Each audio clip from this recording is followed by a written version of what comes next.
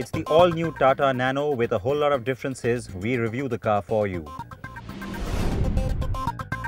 And the Jaguar XE driven and reviewed in Spain.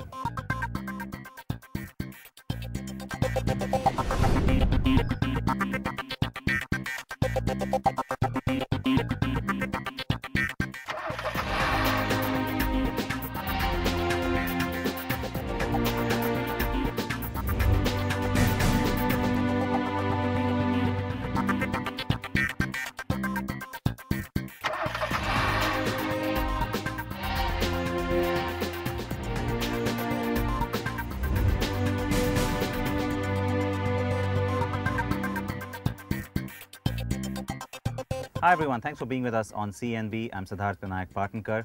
We want to get straight into that new Nano. It is being called the GenX Nano. In fact, Tata Motors says it is the second generation of the car. But is it substantially different? I think that's the big question all of us had. So let's get straight into the new Nano story.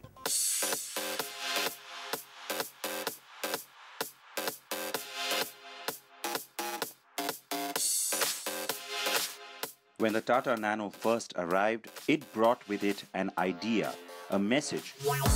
And we all got so caught up in that idea that the car was then held up to very high standards. High standards for failure, I should say, because no one wanted to give it a chance. So it started slow, but has since been managing decent numbers. Though well off the original targets set by Tata. So, Tata has worked hard on making the car more desirable and appealing to the people it wants to sell the Nano to. Model year 2012 got better handling and ride. Model year 2014 had the addition of the power steering. And now we have what Tata is calling the second generation Nano. I'm not sure I want to call it that, but yes, Gen X is okay by me. The new car does have enough new bits to qualify. The most significant change that is immediately apparent is the styling and the fact that the rear now sports a hatch that can be opened. Tata says it had major feedback on this topic from existing users, and so it was imperative to do this. The 110 litres of boot space is no doubt limited, but the company says you can put in one carry-on suitcase and two handbags. The engine remains at the rear, of course, and sits below the boot space, but there is good insulation to keep the engine heat mostly out. The automated manual transmission or AMT version means that the engine compartment is a bit raised, which is why this variant has 94 litres of cargo room, and you can fold down the seats for more room. The car maintains its small footprint, overall shape and proportions. The bumpers though are new, and they house what Tata designers call the brand's Humanity line. This is finished in black with an infinity symbol motif. The new headlamps with black bezels are new, with the Nano name housed within the cluster. They are now connected to each other with a piano black grille-like strip that also houses the Tata logo. The car looks a bit grown up and mature, which is perhaps apt given the other changes. It has lost its cute character though. The seat and door trim fabric also gets the infinity motif. That's quite nicely done actually. The seats are also better contoured for added comfort. Now let's get the car on the road. I am driving the XTA variant, which is the top of the line with the AMT, which Tata has sourced from Italy's Magneti Marelli, which also supplies it to Maruti Suzuki.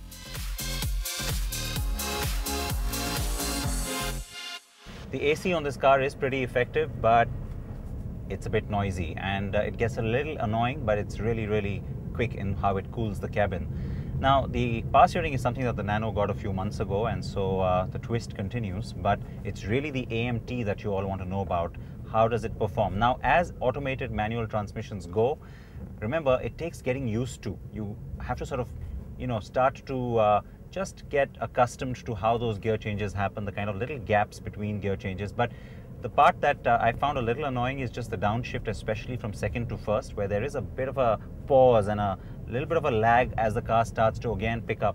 And if you want that quick situation where you want to overtake or quickly accelerate, well, that's not necessarily going to happen.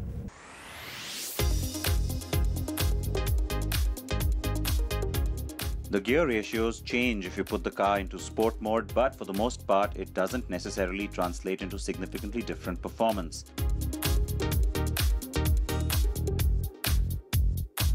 But yes, it does help when you're trying to accelerate quickly. Being in sport mode helps you to hold on to the lower gear to get a better burst of energy. On the whole, the car drives quite well given its size. The electric power steering is available on the mid variant as well now, and not just the preserve of the top end. The car's ground clearance remains a healthy 180 millimeters, and it still has a 4-meter turning radius that bests its class. I have to say that even though the 624cc engine remains unchanged, it now sounds better when you're inside the car anyway. The AMT uses a 5-speed gearbox and the manual a 4-speed still. The engine now has improved thermal management, which means it won't heat up as severely, and the car's radiator has been moved to the front. Tata says this helps distribute weight better and helps the cause of better handling. I honestly couldn't pick up any perceived change on that count. Handling has been improved by the car's chassis and frame, getting stiffer though. The changes in the body in white to integrate the new hatch door have also meant the rear needed to be strengthened. Tata has worked on strengthening the front too and has increased the front impact crumple zone in length. Side impact beams have also been added in all the doors. Overall, this has meant an increase in torsional stiffness and rigidity. I am pleased that Tata has made at least an effort to enhance safety. I can also happily report that the company is considering at least optional airbags too for the Nano, and I do hope that happens. Tata engineers have taken not just customer feedback into account, but have also visited several markets across India to monitor traffic and parking conditions, and the engine settings have been recalibrated to ensure better fuel efficiency. Based on feedback from Nano customers, people who are already using the car, Tata Motors says it's increased the capacity of the fuel tank from 15 to 24 liters. The feedback really specifically was that a lot of people said, look, we don't really want to refuel twice a week, we're happy to do it once. And so the claimed mileage figure from Tata is 23.6 kilometers to the liter of petrol. That's on the manual. On this AMT, it's 21.9, and compare that to the Alto 800, which sits in at about 22.74, and yeah, it's a pretty fuel efficient car, and it's perhaps one of the primary reasons a lot of people would consider a Nano in the first place. The car also now has Bluetooth enabled phone and music streaming functions only in the top end. I tried both and they work just fine. There is a lot more that Tata could do with the Nano. The potential for Tata to go places with this brand is huge, and I hope we get to see some of that. In the meanwhile, the GenX Nano is a better car than its predecessor and will be served by prices that stay attractive, with the AMT firmly below 3 lakh rupees, I hope.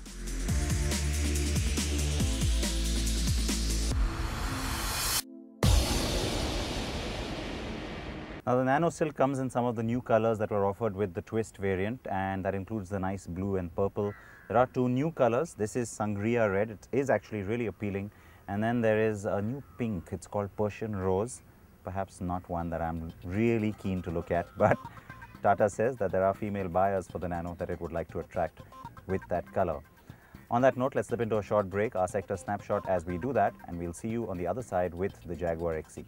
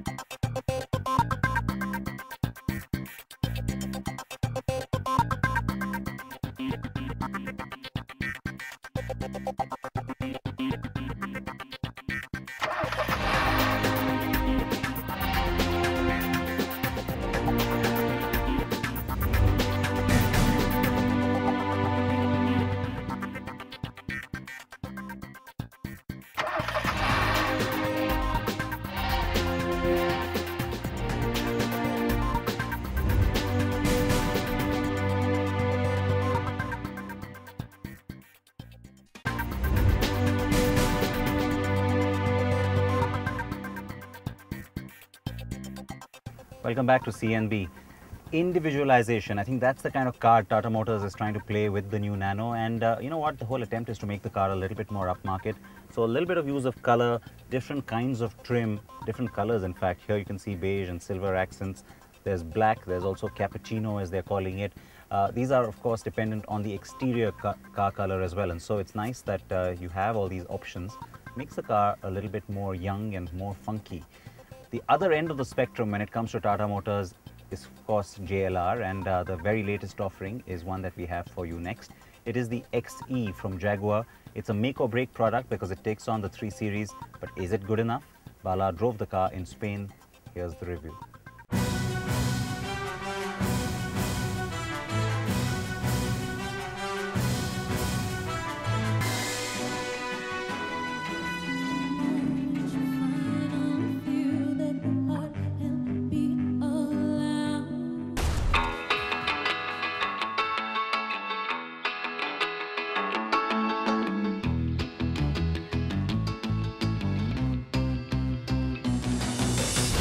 It's getting a lot of attention, and why not? It had a spectacular debut in London just a few days ago, and now the XE is here for the world to see.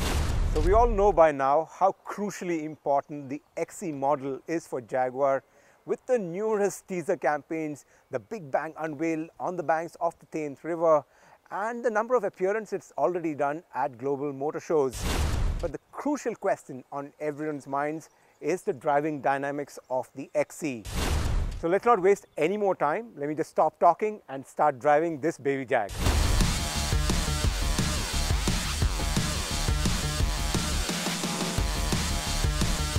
Yes, Jaguar's make or break XE model has promised a lot in its build-up with the new aluminium architecture, aerodynamic design and the JLR's first in-house engine range. But basically, this is Jaguar's most affordable sedan with which it hopes to shore up volumes by attracting a wider and younger set of buyers. This will especially hold true in markets like the USA.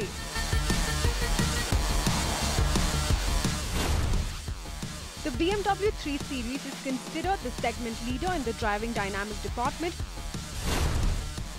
closely followed by the newly crowned World Car of the Year, the Mercedes-Benz C-Class that's making all sorts of benchmarks. And then there's the next-gen Audi A4 that is also about to break cover. Jaguar wants to now get back into the three-way battle after being missing for 6 years, when it last offered the X-Type. We're among the first to drive the XE in not-so-sunny Spain to find out if it can be a worthy competitor. There are 5 engines on offer across the range. We're first driving the 178 bhp 2.0-litre Ingenium diesel, and then the 237 bhp 2.0-litre petrol. Jaguar is expected to first debut the petrol model in India, followed by the diesel, which will be locally assembled.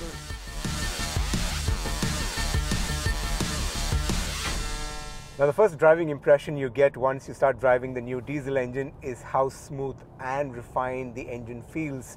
You hear a nice little growl as you start the engine, but once you hit higher speeds on the highway, the engine really settles down and gives you a really nice driving experience. And that's something Jaguar has really worked on to improve the refinement of the engine.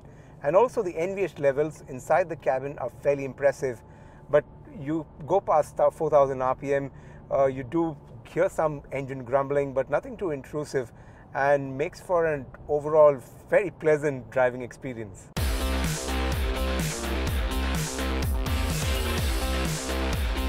There is a generous 430 Nm of torque on this Ingenium diesel, and there isn't a surge of power but a more controlled and linear delivery. The 2-litre petrol XE2 is refined and much more agile to drive as it does pack a punch. We only drove cars with the 8-speed ZF auto transmission, which makes for an engaging drive. It's quick and precise even on the downshift. And it's this automatic gearbox that will make it to India next year and not the 6-speed manual transmission that's on offer to other markets.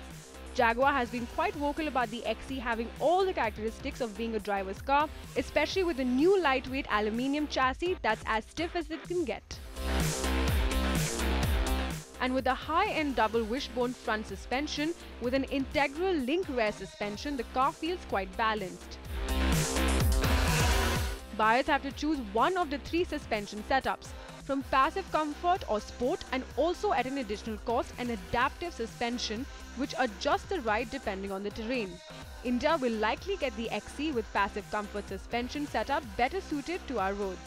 It is rather strange that this has to be a pre-purchase and not one drivers can make on the fly like the rivals have. The new electric power steering offers an impressive feel and great feedback, which does lift the driving dynamics of the XE. So it's time to stir things up just a bit more with the top-of-the-line XE. That's got the V6 engine with 340 horsepower, and it's the new 4-litre engine that we're going to test out on the track. We earlier talked about the excellent handling on the roads, and it's going to be interesting how it performs on the track. So let's go have some fun.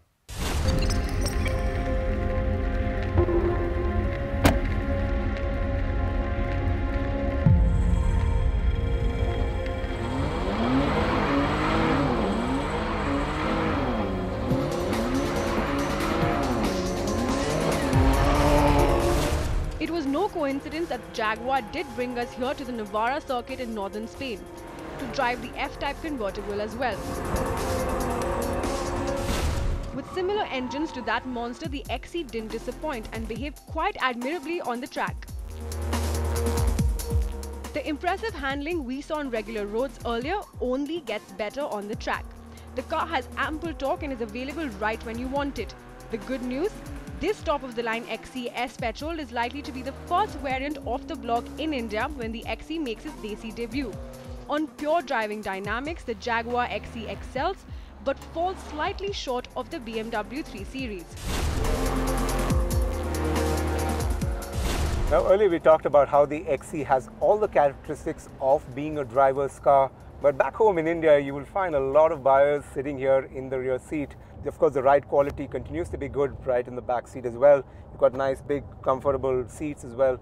But as far as space goes, that's something that's just about sufficient here, especially with the headroom, with the sloping roofline not being much. And that could be a problem area for some buyers back home in India, at least the ones who have chauffeurs to drive a car like this.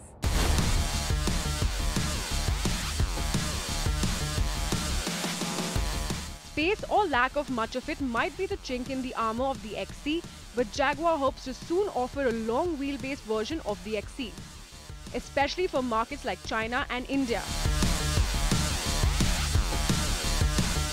You also have the rear seats folding in the 40:20:40 ratio, which can extend cargo space to a maximum of 830 litres. The cabin does feel premium with some good quality materials around the dashboard quite neatly laid out. We checked out the new 8-inch touchscreen for the new in-control infotainment with a user-friendly and simple interface. But a couple of areas that did bother us. First, the AC vents near the door that protruded a bit too much that you can hit as you get inside the car. Next, the position of the 4 power window switches on the driver's side door is a bit far to reach, and not all drivers will find this comfy. Bottom line, on interior trim, the Mercedes-Benz C-Class is still the one that scores over the pack, including the XE with its otherwise rich and plush interior feel. It almost feels strange to talk about the styling on a Jaguar sedan at the end of the review, but that's largely because we have already taken you through so much on how this car looks and why. Needless to say, it's simply gorgeous and we love the agile and taut feel of the design. The XE is expected to arrive early next year after a likely Big Bang unveil at the Delhi Auto Expo in February. Jaguar is exploring the option of introducing the XE as a CKD rather than a CBU to give it more flexibility in pricing, especially the diesel variant. The BMW 3 Series is currently priced between 36 lakhs and 45 lakh rupees, while the Mercedes C-Class goes for 40 to 43 lakh rupees ex-showroom Delhi.